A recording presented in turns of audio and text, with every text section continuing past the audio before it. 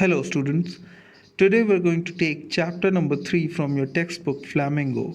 Chapter today we're taking is Deep Water, written by William Douglas. Before moving on to our chapter, let's know something about the author first. William Douglas, born in 1898 and died in 1980, was born in Maine, Minnesota. William Douglas जिनका जन्म 1898 में हुआ और जिनकी मृत्यु 1980 में हुई, उनका जन्म यूएसए के मिनेसोटा स्टेट के मेन सिटी में हुआ. After graduating with a bachelor of arts in English and economics he spend 2 years teaching high school in Yakima. ठीक है, इंग्लिश और इकोनॉमिक्स से अपनी बैचलर ऑफ आर्ट्स कंप्लीट करने के बाद उन्होंने 2 साल तक याकीमा में एक स्कूल में पढ़ा. याकीमा एक सिटी है जो कि वॉशिंगटन डीसी स्टेट में है. However, he got tired of this and decided to pursue a legal career. फिर वो टीचिंग करते करते थक गए तो उन्होंने एक लीगल करियर की शुरुआत की. ठीक है, यानी कि वो एक एडवोकेट बने. He met Franklin D Roosevelt at Yale and became an adviser and friend to the president. उनकी मुलाकात येल में फ्रैंकलिन डी रूजवेल्ट से हुई जो कि यूएसए के 32nd प्रेसिडेंट थे, और उनसे मिलने के बाद विलियम डगलस उनके एक सलाहकार और दोस्त बन गए. Douglas was a leading advocate of individual rights. ठीक है, डगलस व्यक्तिगत अधिकारों के बहुत ही बड़े एडवोकेट थे. He retired in 1975 with a term lasting 36 years and remains the longest serving justice in the history of the court. 1975 में 36 ईयर्स तक अपनी सर्विस देने के बाद वो रिटायर हुए, जो कि कोर्ट के इतिहास में अब तक के सबसे लंबे सर्विंग जस्टिस यानी कि जज थे.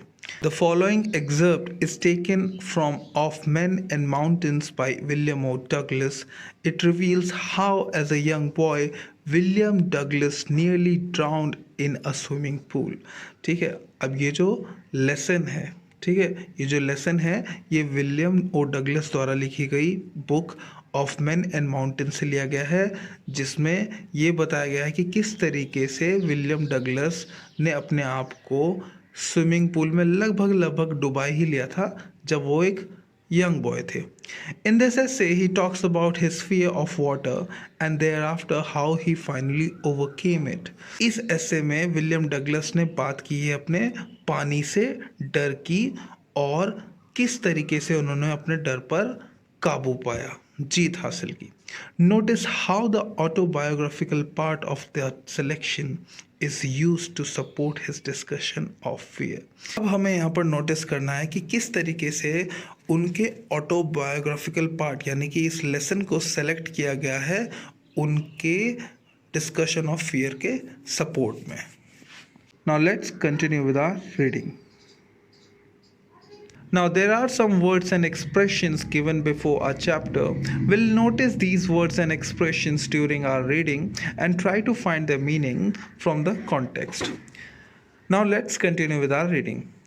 It had happened when I was 10 or 11 years old. I had decided to learn to swim. ये तब हुआ था जब मैं 10 या 11 साल का था. मैंने फैसला किया था कि मैं तैरना सीखूंगा. नैरेटर बता रहे हैं कि ये घटना उनके साथ तब हुई थी जब वो 10 या 11 साल के थे और क्योंकि उन्होंने तैरने का फैसला लिया था. There was a pool at the YMCA in Yakima that offered exactly the opportunity. अब याकीमा सिटी में YMCA जो कैंपस था वहाँ पर एक पूल था, स्विमिंग पूल था, जो ऐसा करने का, नैरेटर को तैरना सीखने का मौका दे रहा था. ठीक है, YMCA stands for Young Men's Christian Association.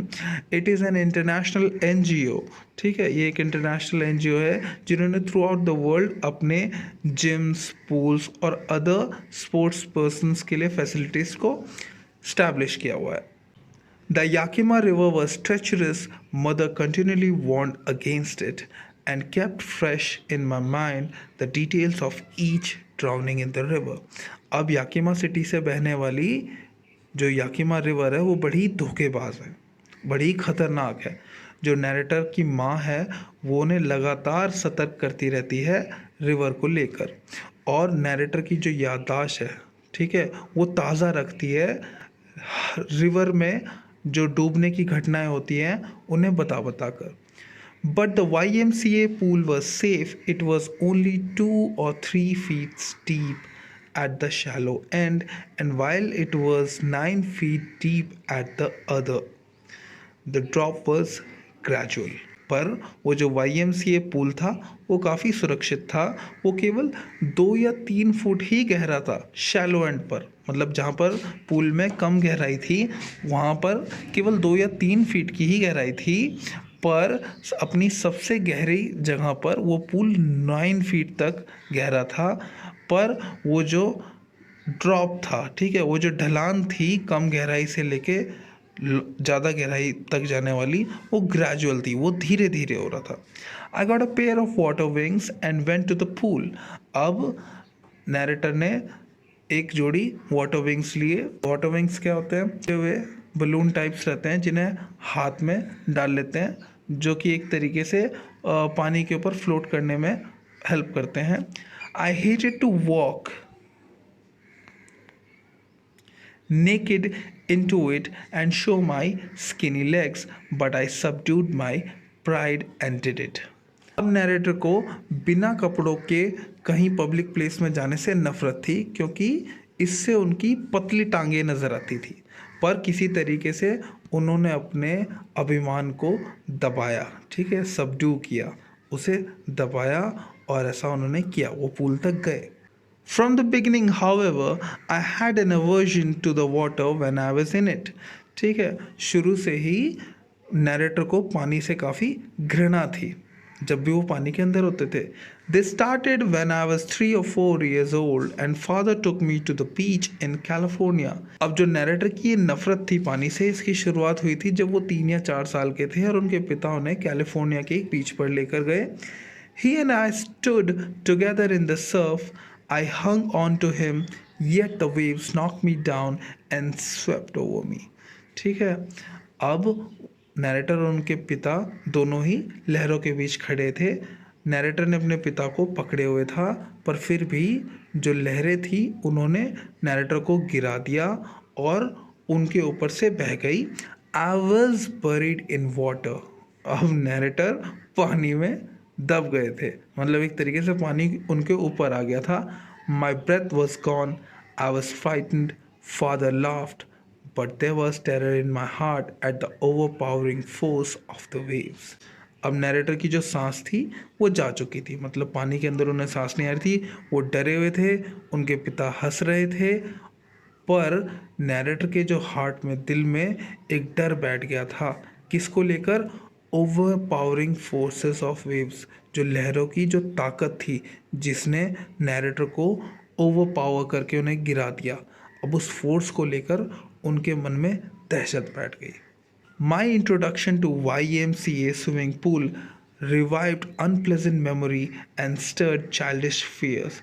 अब जैसे ही नैरेटर YMCA पूल पर जाते हैं, उनकी जितनी भी पुरानी बचपन की अनप्लेजेंट मेमोरी हैं, मतलब नाखुश करने वाली यादें हैं, वो आ जाती हैं, जिनके साथ साथ उनके बचपन के डर भी, जो बचपन का डर है पानी को लेकर, वो भी आ जाता है। But in a little while I gather confidence, I paddle with my new water wings, watched other boys and trying to learn by aping them. पर कुछ समय में ही नैरेटर ने अपना सारा जो आत्मविश्वास था वो इकट्ठा किया। अब वो पानी में पैडल करते हुए, अपने वाटर विंग्स को पैडल करते हुए उतर जाते हैं और दूसरे बच्चों को, दूसरे लड़कों को देखते हैं कि किस तरीके से वो स्विमिंग कर रहे हैं। I did this 2 or 3 times on different days and was just beginning to feel at ease in the water when the misadventure happened. Narrator ने ऐसा 2 या 3 बार दोहराया, ठीक है, और उसके बाद जब उन्हें लगने लगा कि हाँ वो पानी से थोड़ा फेमिलियर हो गए हैं, उन्हें अपने आप को कंफर्टेबल फील करने लगे पानी में, तभी ये दुर्घटना घटी थी। I went to the pool when no one else was there. The place was quiet, the water was still, and the tile bottom was as white and clean as bathtub. Narrator एक दिन pool पर जाते हैं जब वहाँ पर कोई भी नहीं था, ठीक है, वो जगह बिल्कुल शांत थी, पानी एकदम स्थिर था और पूल का जो टाइल लगा हुआ बॉटम था वो इतना सफ़ेद और साफ था मानो कि बाथटब हो।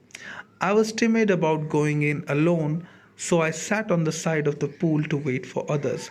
अब नैरेटर क्योंकि पहले ही आ चुके थे और वहाँ पर कोई नहीं था, तो वो पानी में अकेले जाने से डर रहे थे, तो वो पूल के कोने पर बैठकर दूसरों का इंतज़ार करने लगते हैं।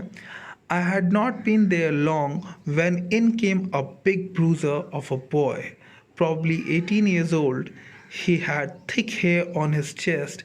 He was beautiful physical specimen with legs and arms that showed rippling muscles. He yelled, "Hi skinny, how'd you like to be ducked?" अब वहाँ पर बैठे हुए ज़्यादा समय नहीं हुआ था, तभी एक हट्टा कट्टा लड़का आता है पूल के पास, लगभग 18 साल का। ठीक है, उसकी छाती पर काफ़ी मोटे मोटे बाल थे और वो एक बहुत ही सुंदर फिजिकल स्पेसिमेन था, मतलब उसका जो बॉडी स्ट्रक्चर था वो काफ़ी वेल शेप्ड एंड सुंदर था। और उसके हाथ और पैर से जो उसकी मसल्स थी वो अच्छे से दिखाई दे रही थी। ठीक है, पूरा टोन्ड बॉडी थी उस लड़के की। और वो आकर चिल्लाता है, हाय स्किनी। वो नैरेटर को बोलता है, हे पतलू, how do you like to be duck, तुम किस तरीके से पानी में जाना चाहोगे। With that he pick me up and tossed me into the deep end. और इस ऐसा कहते ही वो लड़का नैरेटर को उठाता है और नैरेटर को पूल के गहरे वाले हिस्से में फेंक देता है। I landed in a sitting position, swallowed water, and went at once to the bottom. अब नैरेटर सिटिंग पोजीशन में बैठी हुई अवस्था में पूल में लैंड करते हैं। ठीक है, और वो काफ़ी सारा पानी भी निगल जाते हैं क्योंकि वो पानी के नीचे जा रहे हैं। ठीक है, और एकदम से कहाँ चले जाते हैं, पूल के बॉटम पे। I was frightened but not yet frightened out of my wits. अब नैरेटर डरे हुए तो थे क्योंकि वो तैरना ठीक से जानते नहीं थे, पूल के डीप एंड पे उनको फेंक दिया गया था, पर उन्होंने अपनी हिम्मत नहीं हारी थी अभी तक। वो इतने भी नहीं डरे थे कि उनकी हिम्मत ही टूट जाए। On the way down I planned when my feet hit the bottom I would make a big jump, come to the surface, lie flat on it, and paddle to the edge of the pool. अब जब narrator नीचे जा रहे थे तो उन्होंने plan बना लिया था कि जैसे उनके पैर पूल के बॉटम को टच करेंगे वो एक बड़ी सी कूद लगाएंगे, पानी की सरफेस पे आकर फ्लैट लेट जाएंगे अपने वाटर विंग्स के सहारे, फिर पैडल करते हुए पूल के किनारे तक आ जाएंगे। ये प्लान उन्होंने बना लिया था। It seemed a long way down. अब जब नैरेटर नीचे जा रहे थे पानी के, तो उन्हें काफ़ी लंबा लग रहा था रास्ता। Those 9 feet were more like 90. अब वो 9 फुट की गहराई ऐसा लग रहा था 90 फुट की हो। And before I touched bottom my lungs were ready to burst. और इससे पहले कि नैरेटर के पैर बॉटम के पूल के बॉटम को छूते, उनके जो लंग्स थे वो फटने के लिए तैयार थे, मतलब काफ़ी प्रेशर आ रहा था उनके लंग्स पर। But when my feet hit bottom I summoned all my strength and made what I thought was a great spring upwards. अब नैरेटर के पैरों ने जैसे ही पूल के बॉटम को टच किया, उन्होंने अपनी पूरी स्ट्रेंथ को इकट्ठा करके एक ऊंची कूद लगाई जो कि उन्हें पानी के सरफेस तक लेकर जाती, कम से कम उन्हें ऐसा लगा। ठीक है, I imagined I would bob to the surface like a कॉक। अब नैरेटर ने ऐसी कल्पना की थी कि वो खप से सरफेस तक पहुंच जाएंगे पानी की, जैसे कि एक कॉर्क पहुंचती है। कॉक बेसिकली मान लीजिए एक लकड़ी का छोटा सा टुकड़ा होता है जिसमें हवा भर जाती है। ठीक है, और वो पानी पर फ्लोट करता है।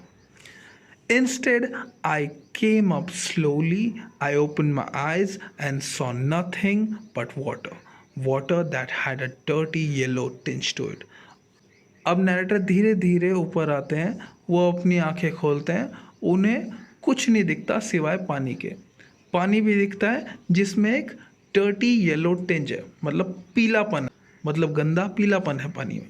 आई grew panicky, I reached up as if to grab a rope and my hands clutched only at water. अब नैरेटर काफ़ी डर गए वो पानी देख के। ठीक है, घबरा गए। अब वो ऊपर पहुँचे और उन्होंने सोचा था कि वो किसी रस्सी को पकड़ लेंगे ऊपर पहुंच के, पर उनके हाथ में सिर्फ पानी आया, कुछ नहीं मिला उन्हें।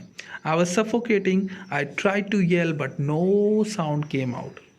अब नैरेटर का दम घुट रहा था, ठीक है।